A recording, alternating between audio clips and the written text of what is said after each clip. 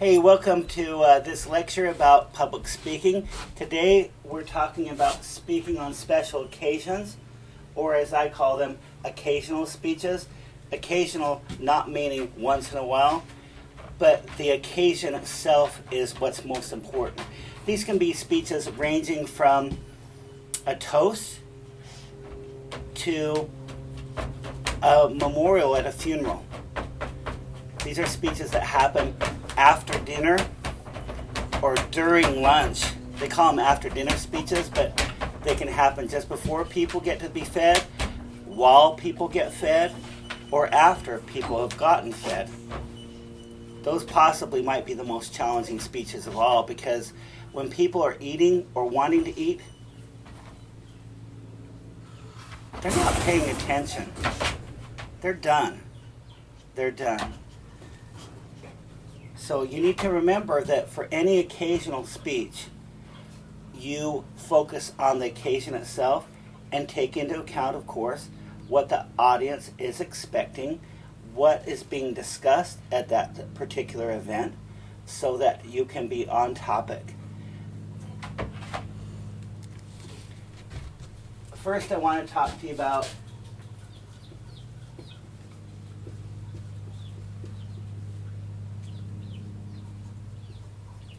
introductory speeches.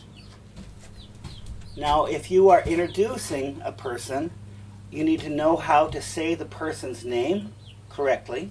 You want to give background about why that person is relevant, because the audience is not necessarily going to be as familiar as you are, or the planners of that moment are, with the person. And so you want to give background and then turn the time over to that speaker. Make certain that you pronounce that person's name correctly. And you want to be brief. Oftentimes, occasional speeches, you want to be brief. I don't know if any of you watch the Academy Awards. I don't watch them anymore. I watched them when I was a child. So these are awards for appearing in film. And oftentimes, people get up there and, I had no idea this would happen. And then they list off 50 people that they want to thank. And they keep talking and talking and talking and talking and talking. And everybody is already done with it. All right? Do not be that person that wants you to be done. Do what you're supposed to. Take care of it. And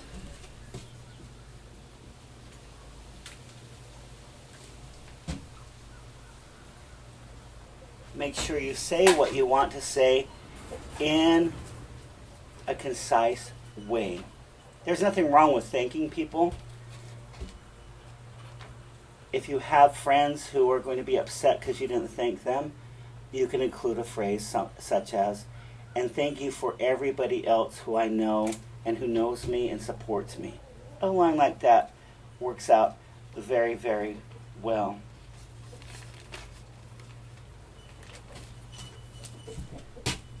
When it comes to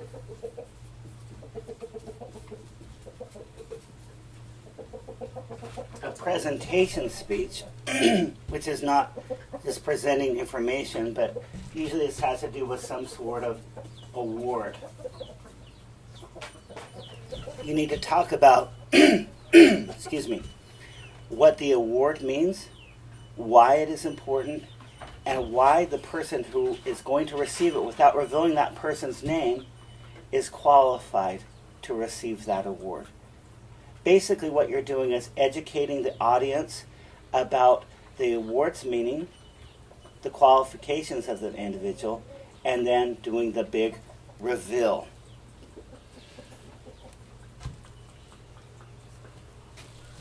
Now, these are a toast speech.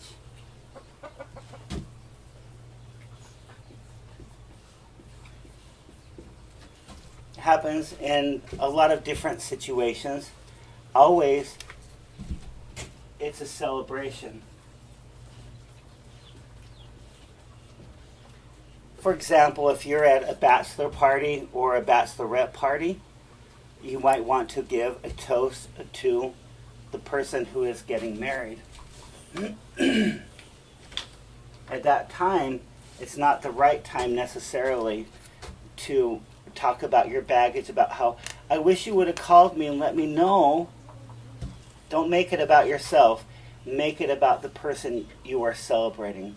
For example, my daughter, Sarah, got married for the second time to her second wife. Sarah is going to be 29 in a month. Oh, no. Yeah, in a month. And with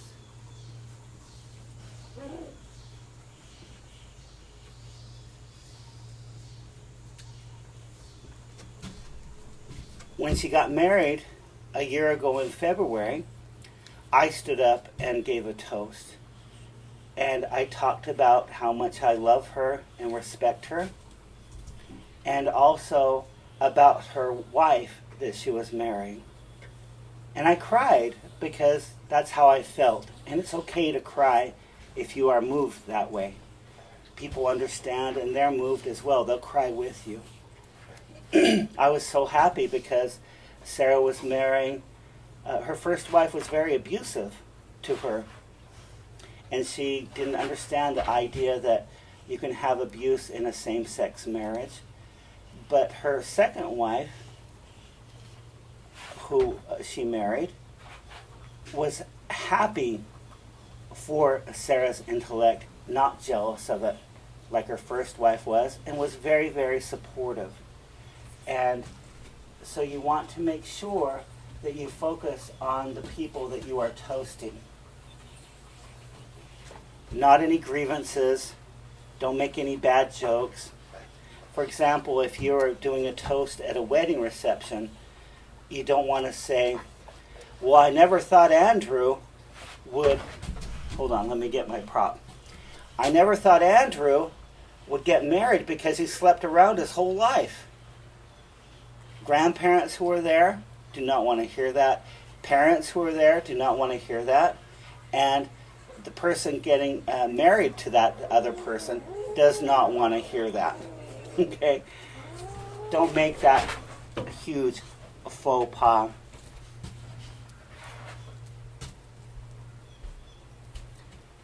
Now, here's another type of speech that I don't particularly care for.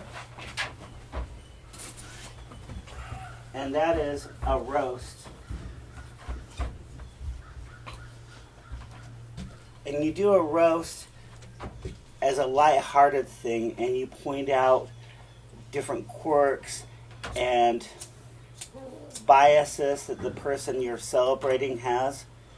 I've only had one student since I started teaching public speaking do a roast, and that was a roast for me. And that student had taken, I think, 7 classes from me. So she actually knew me, and she talked about how I always have something to drink in my hand as I'm talking to the class. And she talked about my quirks.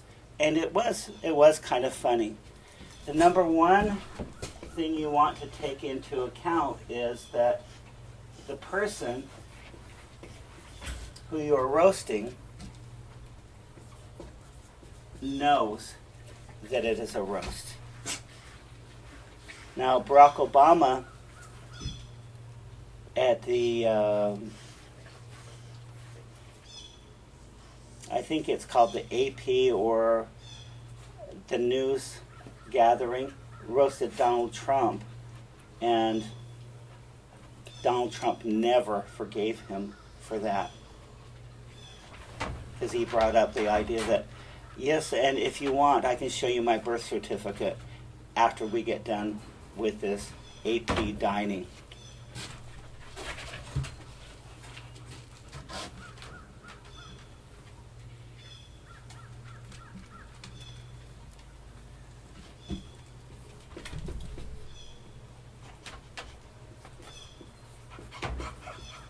Now, with a eulogy, it's a way of honoring the person, and a eulogy is what we call speaking at a funeral. The number one thing you want to remember is to Be real. Be real about your own emotions. Be real about the person you're talking about. Make sure that you don't paint that person as somebody who the person was not. Make sure also that you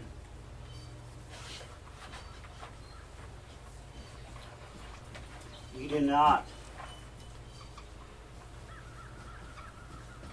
compete with the rest of the people who are grieving. Do not say, I'm more saddened than anybody by the passing of my grandmother. Because you're not. There is no competition. When I first got together with my now ex-wife, my second wife,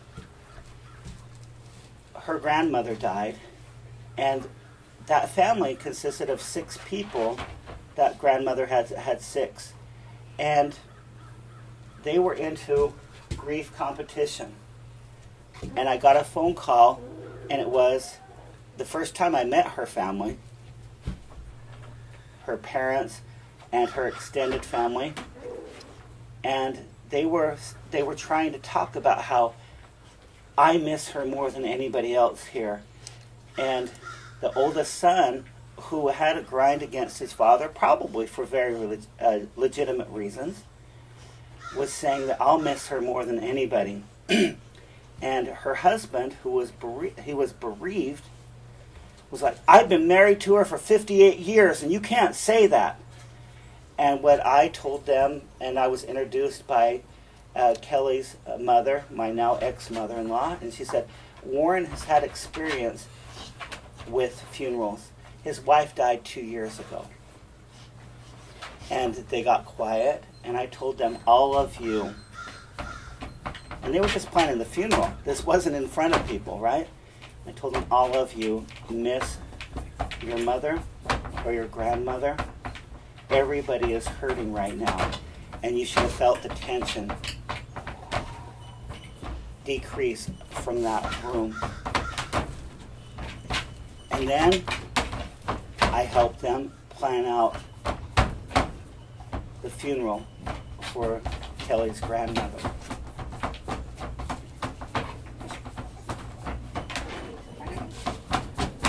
I want to give you an example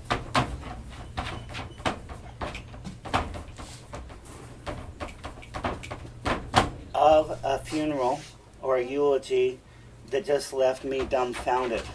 And that was my cousin Justin's funeral. He died when he was about 28 years old. I was 27 years old. Justin was a drug addict. And we showed up at the funeral, and the person who was spoken to give, tapped on to speak the eulogy, didn't really know Justin. And so he talked about Justin being a Boy Scout. He talked about Justin as a 10-year-old welcoming new neighbors. And then he didn't say anything about Justin's life as an adult and as a 15-year-old and on. Actually, he started using drugs when he was 12. He didn't talk about Justin sleeping under viaducts. He didn't talk about all the times Justin had been into treatment and come out and relapsed. Justin was a heroin addict. He didn't talk about the heartbreak that his parents felt about his life. He just ended it with the idea that he was a Boy Scout. And this is a man who lived on the streets for more than a decade. The only time in our family that we'd get news about Justin was when my brother-in-law, who was a sheriff, would say, I saw him the other day and this is where he's at. He was homeless. He was homeless. His dad actually went to counseling for years. And I asked him, so why are you going to counseling? And my Uncle Dexter told me, I'm trying to get used to the idea that he's going to die. So none of that was said. It was just that Justin, the drug addict, and he was more than that. He was so much more than that.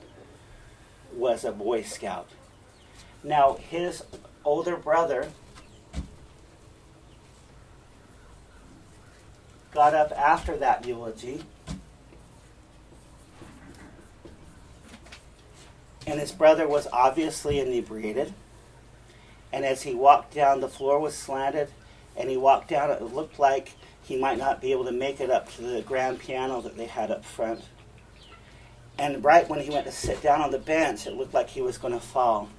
And he didn't. He sat down, and then he played on the piano the famous song by Sinatra, My Way. I Did It My Way.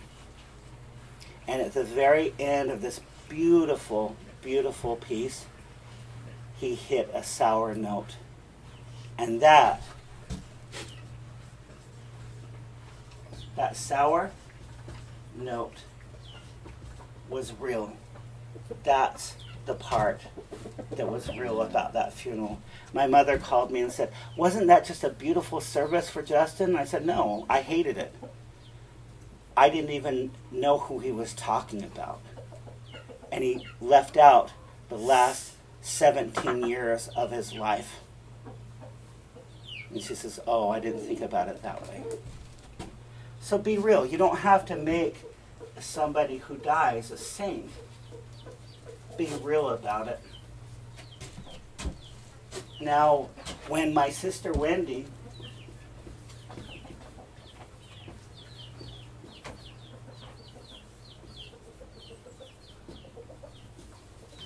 lost her 3-year-old child, and by lost, he was asphyxiated in a car window. Jeremiah is a twin, or was a twin.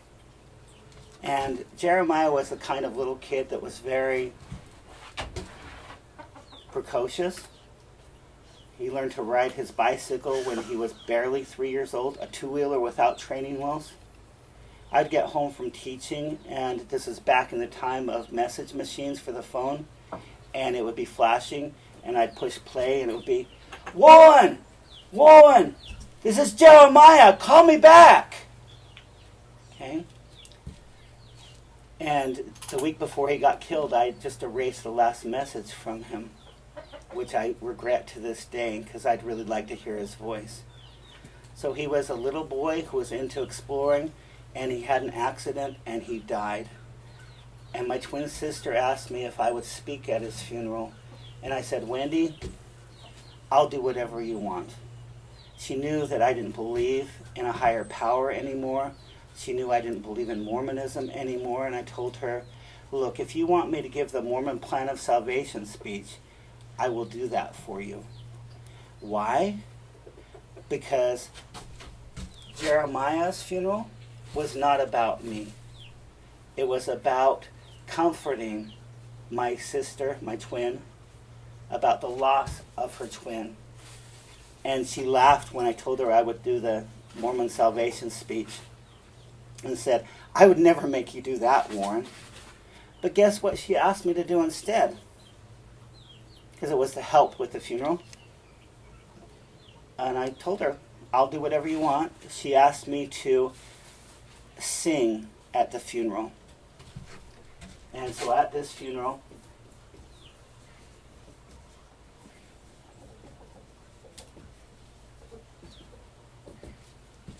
she had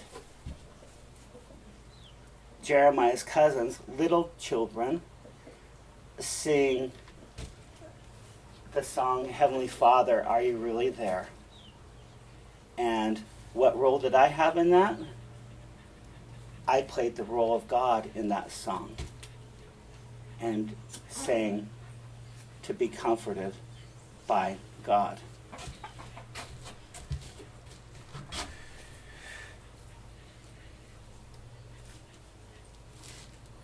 Now, I also spoke at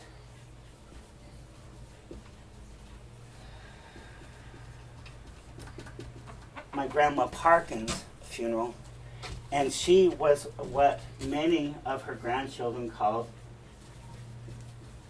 known as cranky grandma.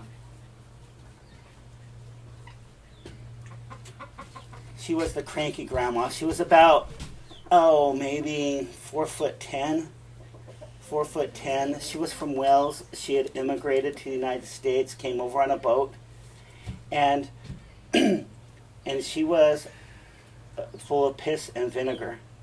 I believe that, well, she became a widow at the age in her 40s. Her husband died, my grandfather that I never knew, the father of my father. He died the year before penicillin came out of pneumonia. Had there been antibiotics, he probably would have lived. Now, after his death, shortly afterwards, World War II broke out, and all three of her sons, all three of her children, were sent to fight in World War II. And at one point, one of them was missing in action. These were trying times for her. She was full of grit, but she also was full of bitterness. It's my belief that Lipton tea, toast, and hatred kept her alive until she was in her 90s. She's the kind of grandmother who, when she was too old to take care of herself or to be by herself, she moved back into the household where I was still growing up, and she would sit in a chair right in front of the telephone. And this is back when we had only landlines, and there was only one. And she would sit there so that she could be in the way of people picking up the phone. And right there was a cereal cupboard next to her, and when great-grandbabies would come to get cereal, she would kick them away. And if anybody opened the fridge, she would scream out, "Shut the fridge!" She loved talking about how she got back at people. For example, she talked about a neighbor of hers, and not just once. This was an over and over and over and over again story. That the neighbor's dog kept coming into her yard and, in her words, doing its business on her lawn. And this is her. "And so I told my neighbor, if your dog ever comes back in my yard again to do its business, you're going to regret it." And the next day, her dog came over and came in and did its business, and so I scooped it up with a shovel. I walked across the street, opened their front living room door, and threw it inside. That was the kind of person she was. I mentioned that at her funeral. I also, when my dad was preparing for that funeral, he was going through her papers, and he found a journal account of her voyage over from Wales to the United States. And it was absolutely beautiful, the way that she described the waves, the uncertainty, and the sickness that was in this big ship. And he told me, "Warren, I just found this. My mother wrote this back when she was 10 years old or 12 years old. You may want to use that in your speech about her." And so I did use that, and I quoted that passage from her, and I ended up my eulogy to her saying, "And now Grandma is up in heaven raising hell." And everybody laughed. And people came up to me and said, "I had no idea that Grandma was a poet because what she wrote was so poetic." I had no idea.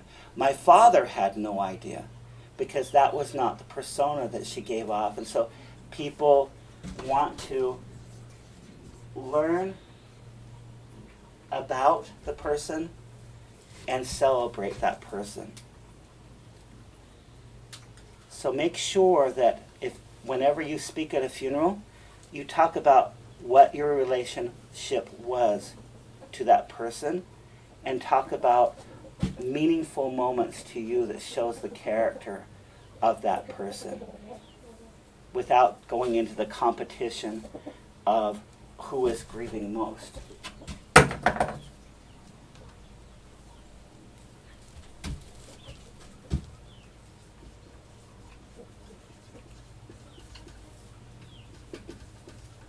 Now keep in mind that when you're at a funeral, and you've got, even if it's 10 people or whether it's 300 people, everybody is grieving. There's a purpose for why they are there. And I want you to keep in mind the steps of grief. The first step of grief is denial, meaning that you just can't believe it. And people say, yo, but he was so young, or oh, she went too soon, or oh, I just can't believe it. It's so surprising, it's shocking. So it's denial and shock. The next step is bargaining. And this is a step where people blame themselves or blame their God for what has happened. And they say things like, if only I had, or I should have, or I wish I had. The next step is anger. People get furious when they lose their loved ones. The next step is depression. And the final step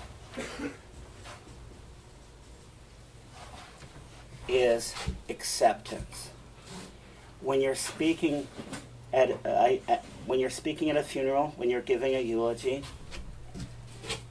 the people who are there can be in any of these phases, and often are going through all of them at the same time, because grief is not like step 1, deny it. Step 2, bargain. Step 3, it's not that clean. It's very, very messy to grieve. So understand that your audience that you're speaking in front of is going through all of these phases of grief. And make sure that you're empathetic to that. Not that you would say something like, I don't know why everybody's sad. I'm just happy that so-and-so is up in heaven. Do not say that. You need to show empathy. And as I said earlier, if you want to cry or you feel tears coming on, don't apologize about crying. Take a moment and cry, and then wipe your eyes if you need to, because usually there's Kleenex there, and then move on. If you show empathy and you show your real emotion,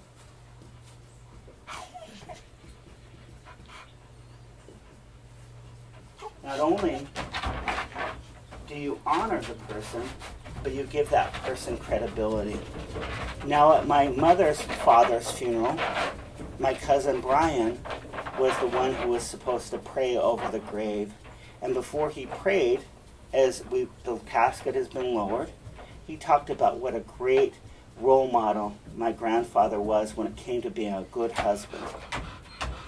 Now, what Brian didn't know is that my grandfather had been an alcoholic and a womanizer for they were married 70 years, 60 plus years, for about 2/3 of that time with my grandmother.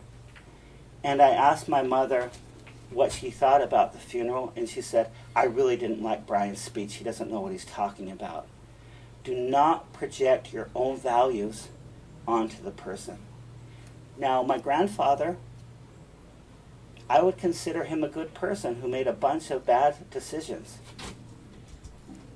I loved him, but I would never talk about what a great husband he was. And he was just repeating what had happened to him when he was a child, when it came to his womanizing and his drunkenness. Now, he got sober for the last 20 plus years of their marriage, and so he was a good husband then, but don't erase people's past. Recognize their flaws. Don't ignore the elephant in the room, like with the funeral for my cousin Justin. Don't ignore that elephant, but recognize also the value that that person had and the personality. And you want to do that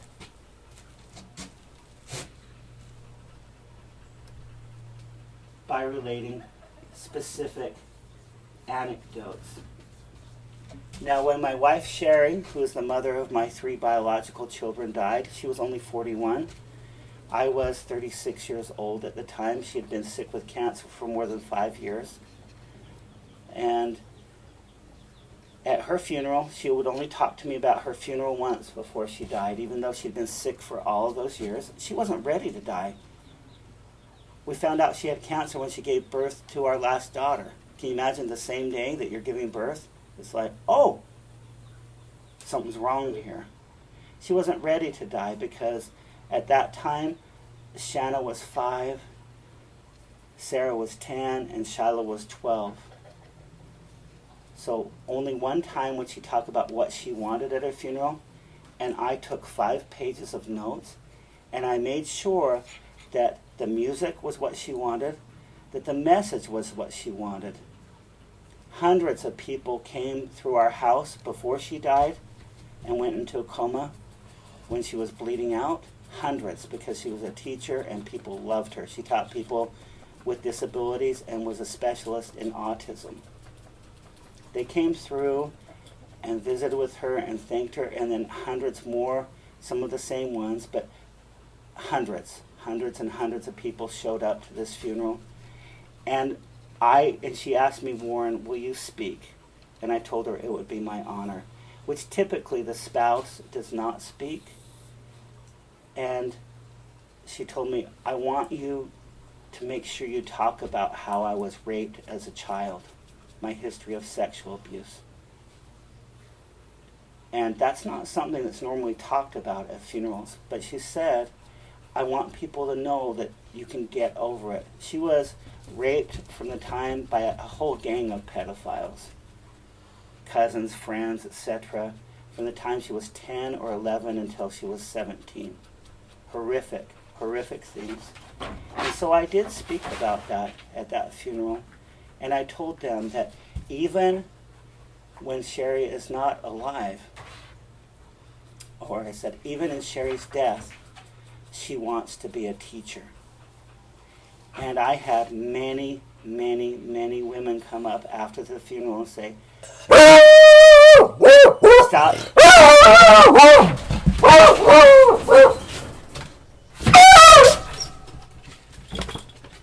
I didn't hurt her. She just always squeaks. Go outside, so. That's my daughter's beagle. Many women came up after that funeral to me and said, I'm so glad. Quiet. 3 puppies, I don't know. Many women came up to me and said, thank you so much for talking about Sherry's sexual abuse. That really helped me. So, honor the wishes of the person who has died.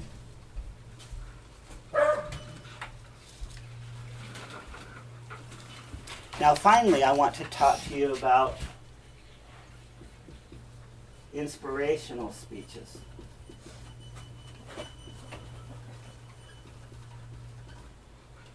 And what is the purpose of an inspirational speech? It is to inspire people. That's why it's called that. Inspirational speeches are much more inspirational if you focus on personal experience. If you focus on how it is that you did what you did to overcome a problem. It's much less effective to say, I found this story on the internet, or I read this poem from an inspirational poetry collection. No. Individualize it and focus on your experience. Talk about the problems, talk about feelings, talk about what it is that will help you to overcome that situation and how it is that you're where you're at today. Inspirational speeches often focus on pathos or emotion. So we have the 3 appeals. And if you're not taking notes, or you haven't up to this point, you should actually do this. The 3 appeals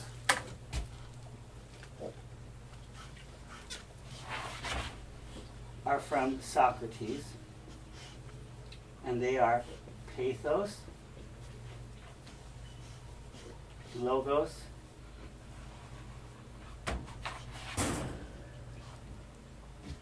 and, wait for it, pathos, logos, and ethos. Emotion, logic, and ethics. These three appeals, regardless of what kind of speech you are using, will help you to connect with your audience. For an inspirational speech, pathos is going to be the most common one that you use. Now, you can say pathos or pathos, logos, you can't say logos, or you can say ethos or ethos. It's okay to pronounce them differently. These all are terms that come from Latin, and Latin is now a dead language. And so there are a variety of ways of pronouncing the words, but don't say logos, all right? So when you give an inspirational speech, know what it is, know what your audience is about, what their focus is, and use your life experience to share a message that will make people feeling. The end result is that your audience is going to feel good. They're going to feel like they can get up another day. They can try some more. These are the different occasional speeches that are listed in your book. And I'm looking forward to your choosing your occasional speak and presenting it. Thank you very much. I hope you have a good day. And I want to apologize about my puppies. Sometimes they don't understand that I'm teaching. Sophie apparently was going after a cat. I only have 15 of them. And then my other puppy, Sophie's not a puppy, she's getting old now. She's my daughter's dog. My puppy Janice decided to join in because, of course. Now Aries, who is Sophie's brother and my son's dog, he was just fine. He was chill. So next time maybe I talk to you, we won't have barking. You have a good day. Thank you.